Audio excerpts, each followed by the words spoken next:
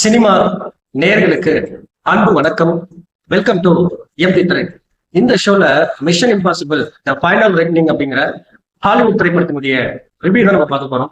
அதாவது James bond அப்படிங்கிற ஒரு பிராண்ட் இப்படி உலகம் முழுக்க செமையா ரீச் ஆச்சோ, அதே போல டாம் க்ரூஸ் தனக்குன்னு ஒரு பிராண்ட் உலகம் முழுக்க ரீச் ஆகணும் அப்படின்றதுக்காக இந்த மிஷன் இம்பாசிபிள் சீரீஸை உருவாக்கினாரு. இதுல பல ஹிட் படங்களை கொடுத்தாரு. இதனுடைய கடைசி பாகமா த ஃபைனல் ரெக்னிங் அப்படிங்கிற படத்தை வெளியிட்டிருக்காரு. இந்த படம் எப்படி இருக்கு, இந்த படத்தினுடைய கதை என்ன, ரசிகர்கள் எதிர்பார்ப்பை இந்த படம் பூர்த்தி செய்தா இல்லையா அப்படிங்கிறத பார்க்கலாம் வாங்க.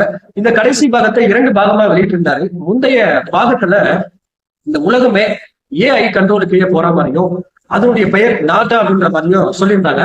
இந்த 2வது பாகத்துல அந்த ஏஐ உலகத்துல இருக்கக்கூடிய மக்கள்கிட்ட ஒரு கிளர்ச்சியை உண்டு பண்ணுது. அதாவது உலக நாடுகளுக்கிடையே சண்டையை ஏற்படுத்தி உலக அணு ஆயுதத்தை உண்டாக்கி அதன் மூலமா மிகப்பெரிய அழிவை உண்டாக்க நினைக்குது. அதுல இருந்து தப்பிக்கிற மக்களை வச்சு ஒரு புது உலகத்தை உண்டாக்க நினைக்குது ஏஐ.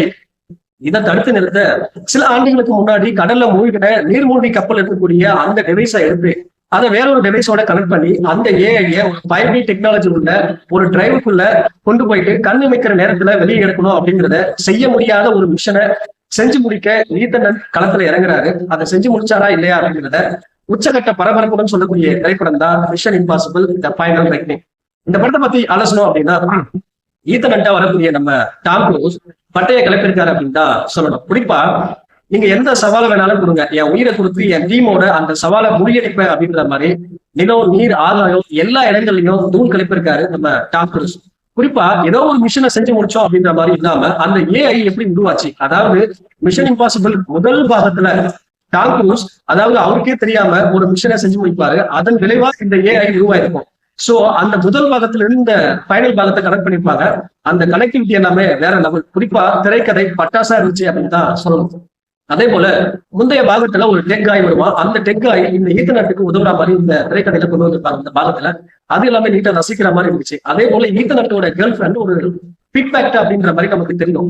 ஆனா மத்த பிக்பேக்ட் அடிக்கிறவங்களை விட இவங்க டைமிங்ல சிறந்தவங்க அப்படின்ற மாதிரி காட்டி கடைசியில இவங்களாலதான் அந்த உலகமே காப்பாற்றப்படுது அப்படின்ற மாதிரி ஒரு சீன் வச்சிருப்பாங்க. அந்த சீன் எல்லாமே ரொம்ப அல்டிமேட்டா இருந்துச்சு அப்படின்னு தான் சொல்லுவோம். குறிப்பா இந்த மிஷன் இம்பாசிபிள் படத்துல சாதாரண ரசிகன் என்ன எதிர்பார்ப்பான், ஸ்டன் சீக்வன்ஸ் தான். இந்த பாகம் இந்த படம் ஆரம்பிச்சதுக்கு எல்லாம் பேசிட்டே இருக்காங்க அப்படின்ற மாதிரி தோணுச்சு.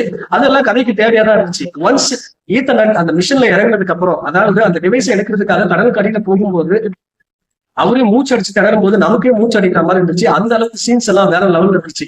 அதே போல கேப்ரியல் அப்படிங்கிற ஒரு கதாபாத்திரத்தை படத்தினுடைய இறுதியில துரத்திட்டு இருக்கும் போது அந்த ஹெலிகாப்டர் ஸ்டன்ட்ஸ் எல்லாமே வேற லெவல்ல இருந்துச்சு. குறிப்பா காற்றின் வேகம் அந்த முகத்தினுடைய சதையை கிழிக்கிற மாதிரி அந்த அளவுக்கு தெரிக்கிற மாதிரி இருந்துச்சு. ஸ்டன் சீக்வன்ஸ் எல்லாம் வேற லெவல்ல கொடுத்திருந்தாங்க. இந்த படத்தினுடைய டெக்னாலஜி எல்லாமே வேற லெவல்ல இருந்துச்சு. டெக்னிக்கலா இந்த படம் ரொம்ப ஸ்ட்ராங்கா இருந்துச்சு. அதே போல டெக்னாலஜி வைஸ் ரொம்ப அல்டிமேட் டெக்னாலஜியா கொடுத்திருந்தாங்க. இந்த படம் எடிட்டிங், கேமரா, ஒளிப்பதிவு எல்லாமே தாறுமாறா இருந்துச்சு. மொத்தத்துல இந்த பாகத்தோட இந்த மிஷன் இம்பாசிபிள் சீரிஸ் முடியல அப்படின்ற மாதிரி சொல்லியிருந்தாங்க. அடுத்த பாகம் இல்லை அப்படின்ற மாதிரி சொல்லியிருந்தாங்க. ஒரு ஏக்கத்தை உண்டாக்கி இருந்தாரு டாம் க்ரூஸ். அந்த அளவுக்கு இந்த படம் தாறுமாறா இருந்துச்சு. மொத்தத்துல இந்த படம் ரசிகர்களுக்கு ஒரு தரமான விருது அப்படின்னு தான் சொல்லணும். இந்த படத்துக்கு எப்படி கொடுக்குற கட்டி 5 அடுத்த சந்திக்கிறேன். நன்றி, வணக்கம்.